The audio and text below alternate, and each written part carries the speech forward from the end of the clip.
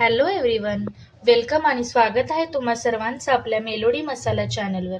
तर चला पाहूया विंटर स्पेशल किंवा डाएट ओरिएंटेड असा गाजराचा हलवा. आता पर्टिक्युलरली हा गाजराचा हलवा आपण गूळ, कम्प्लिटली गूळ, सेंद्रिय गूळ या पद्धतीनं बनवलेला आहे. तर चला शेअर करते रेसिपी.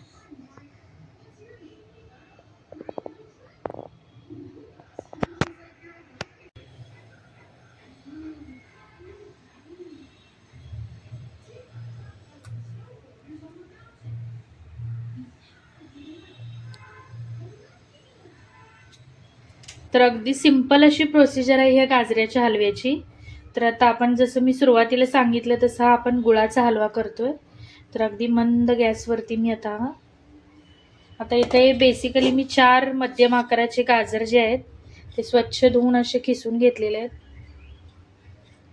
सुरुवातीला ह्याच्यातलं पाणी आटून हे वाफेवर आपोआप एक 5 मिनिटं शिजतं. म्हणून याला आपण झाकून ठेवायचं. एक 5 ते 10 मिनिटातच ते मऊ पडतं आणि ह्याच्यातलं पाणी जे आहे ते ॲब्सॉर्ब होतं.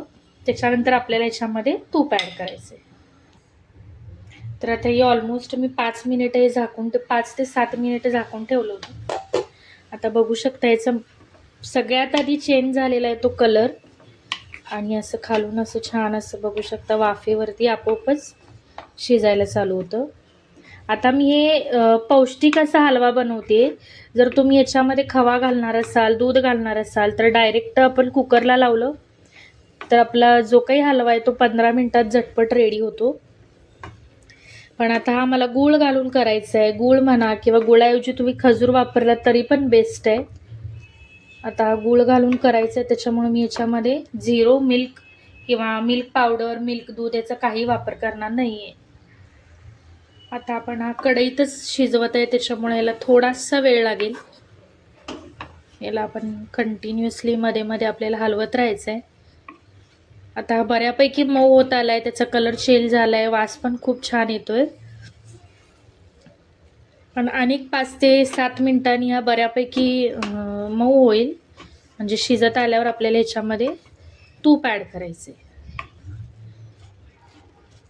एकदम असा मऊ असा होतो हा हे गाजराचा हलवा.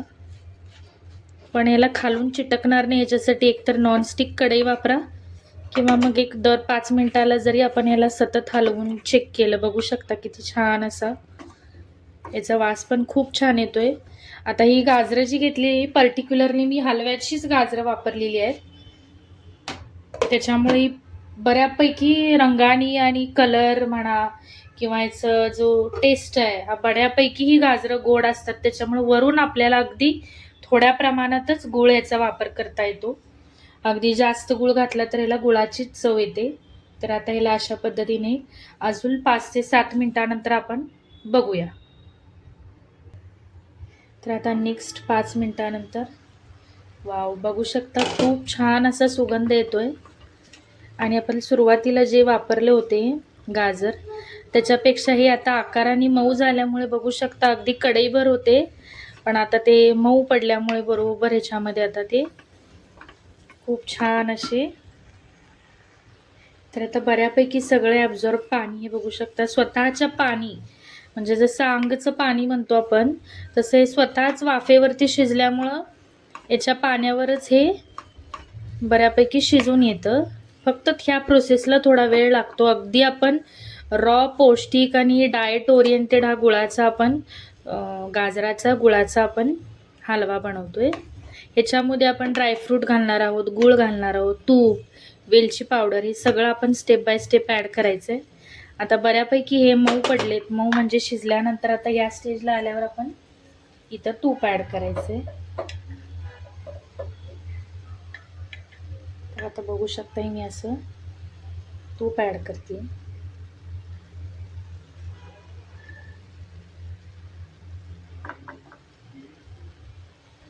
तुम्ही तुमच्या अंदाजाप्रमाणात आहे, मी घरगुती तूप अराउंड 2 मोठे चमचे म्हणा किंवा आपले टेबलस्पून म्हणायला गेलात तर 3 टेबलस्पूनच्या अराउंड हे मी तूप इथं वापरलेलं आहे. तर तुपानं खूप छान अशी त्याची चव येते गाजराच्या हलव्याची.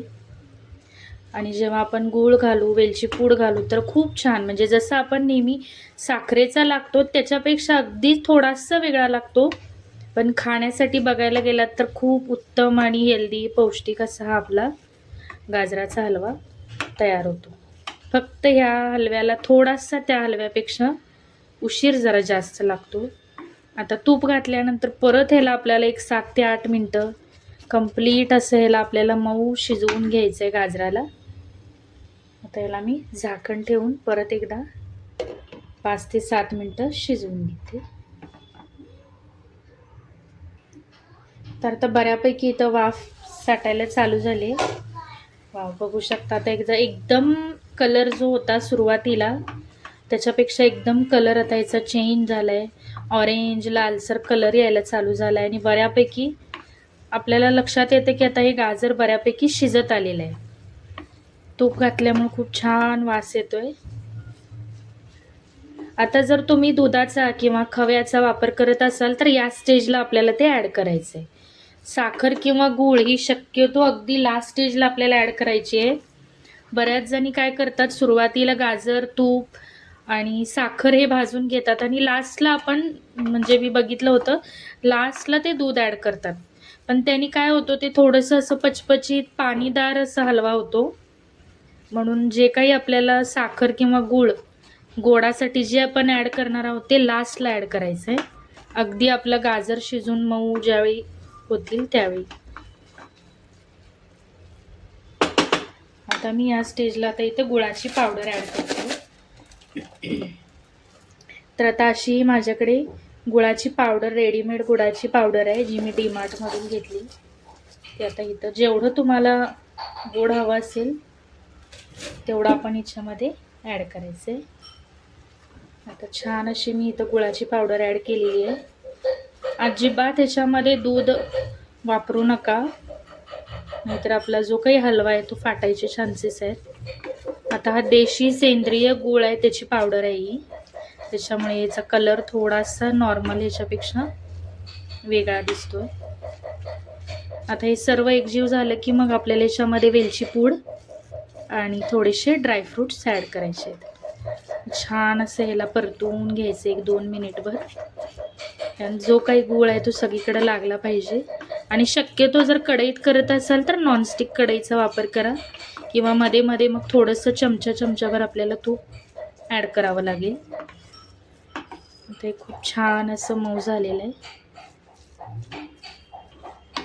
आता परत एक ह्याला 5 ते 7 मिनटं छान असं ते गूळ सगळं आपलं एकजीव होण्यासाठी ह्याला आपल्याला झाकून ठेवायचं.